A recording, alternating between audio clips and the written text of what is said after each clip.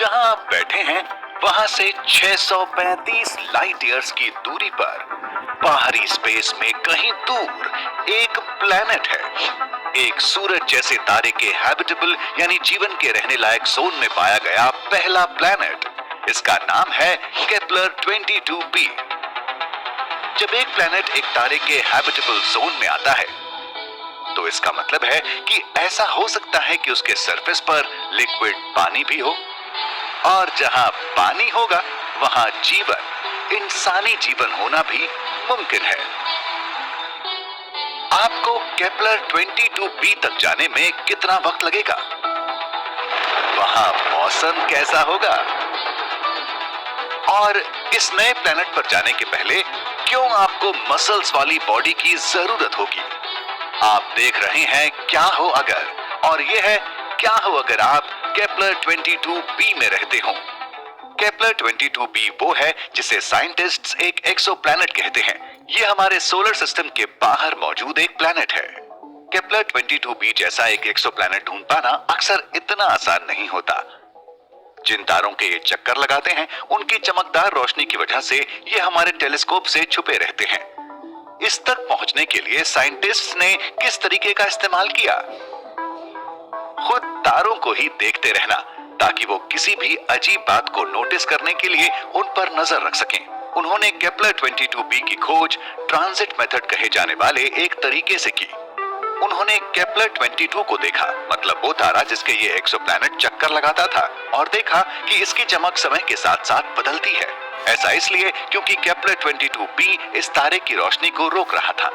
इसके साथ scientists Kepler 22b और जिस तरह से ये चक्कर लगाता है दोनों के बारे में जानकारी इकट्ठी कर सके। और ऐसा लगता है कि स्पेस में दूर मौजूद ये पत्थर हमारा अगला घर बन सकता है। ठीक है, लेकिन हम केपलर 22b के बारे में असल में क्या जानते हैं? इसका भार अर्थ से 36 गुना ज्यादा है और रेडियस अर्थ के मुकाबले 2.5 गुना ज्यादा बड़ा। केपलर 22b में एक साल 290 दिन जितना लंबा होता है। इसकी अपने तारे से दूरी हमारी और सूरज की दूरी के मुकाबले 15% कम भी है। अगर अर्थ सूरज के इतना पास चली जाती है तो आप भुन जाएंगे। वहीं दूसरी तरफ केपलर 22b खुशकिस्मत है कि इसका सूरज हमारे सूरज से काफी मिलता जुलता है, पर साथ ही ये उससे छोटा और ठंडा भी है। तो इसके तारे के साथ इसकी नजदीकी की वजह से प्लेनेट को सूरज की उतनी ही रोशनी मिलती है जितनी हमें अपने सूरज से मिलती है। केपलर 22b का तापमान 15 से 22 डिग्री सेल्सियस के बीच हो सकता है, मतलब अर्थ के वसंत वाले मौसम जैसा। और अगर आप मुझसे पूछें तो ये काफी रहने लायक भी है। लेकिन हमारी गैलेक्सी एक बेरहम जगह हो सकती है और यहाँ हर खबर अच्छी नहीं है। कुछ मॉडल्स के हिसाब से केपलर 22b अपनी एक साइड पर रोटेट करता है, यानी घूमता है, कुछ हद तक हमारे यूरेनस की ही तरह। ये सुनने में उतना अहम नहीं लगता, पर इसकी वजह से जानलेवा मुश्किलें भी खड़ी हो सकती हैं।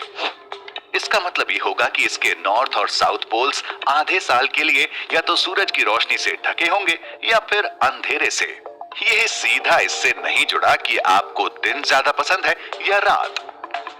केपलर 22b जैसी दुनिया का अपनी साइड पर घूमने का मतलब है कि तापमान उबलने जितने गर्म से जमने वाले ठंडे तापमान तक बदल सकता है, जो इंसानी जीवन के लिए अच्छा नहीं है। जानता हूं कितने दुख की बात है, लेकिन अभी निराश मत होइए। हमारी गैलेक्सी इतनी बड़ी भी है कि इसमें थोड़ी उम्मीद शामिल की जा सके।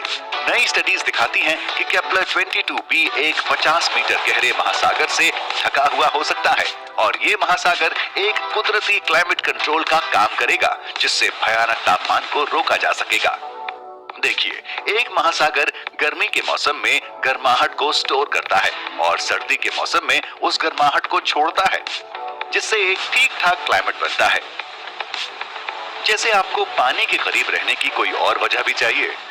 लेकिन जरा रुकिए, आप इतनी दूर केपलर 22b तक जाएंगे कैसे? मेरा मतलब है, अगर आप रोशनी की रफ्तार से भी जाते हैं तो भी आपको वहां तक जाने में 635 सालों का वक्त लगेगा। आपका सबसे अच्छा ऑप्शन होगा इस सफर के लिए एक ऐसे डिवाइस में बैठकर हाइबरनेट यानी शीत निद्रा करना जो आपकी बॉडी को उसकी कुदरती उम्र के बाद भी वैसे ही बचा कर रखे, जैसे क्रायोजेनिक स्लीप।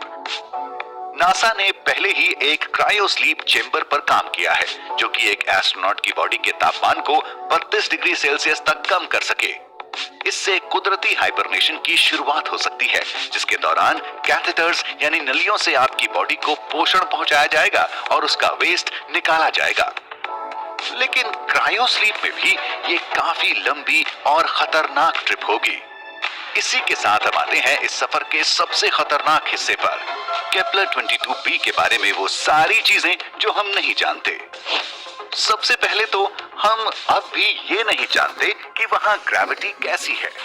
ये हमारे प्लेनेट के मुकाबले 2 गुना ज्यादा भी हो सकती है। अगर ऐसा होता है तो एक 10 किलोग्राम की आलू की बोरी अब 20 किलोग्राम की होगी। आपकी बॉडी पर भी इसका असर पड़ेगा। क्या आपका मौजूदा वजन 75 किलोग्राम है? तो अब अचानक 150 किलोग्राम के अपने वजन को संभालने के लिए तैयार हो जाइए।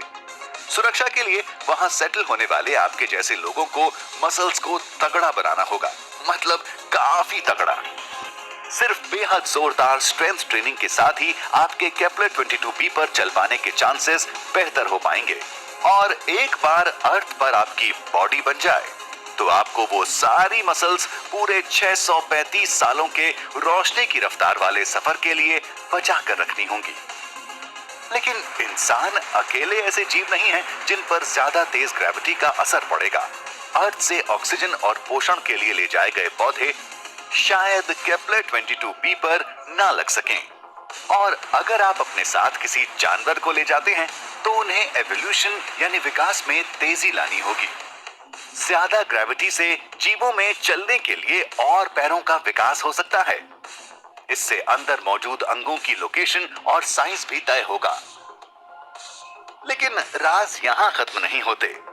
साइंटिस्ट अब तक नहीं जानते कि केपलर 22b एक पथरीला प्लैनेट है भी या नहीं। ये गैस से बना हो सकता है जैसे कि नेपच्यून, या ये पूरी तरह से पानी से ढका भी हो सकता है। अगर आप और वहां बसने वाले शुरुआती लोग अपनी क्रायो स्लीप से जागते हैं और खुद को एक गैस के प्लैनेट पर पाते हैं तो ये काफी बुरा होगा।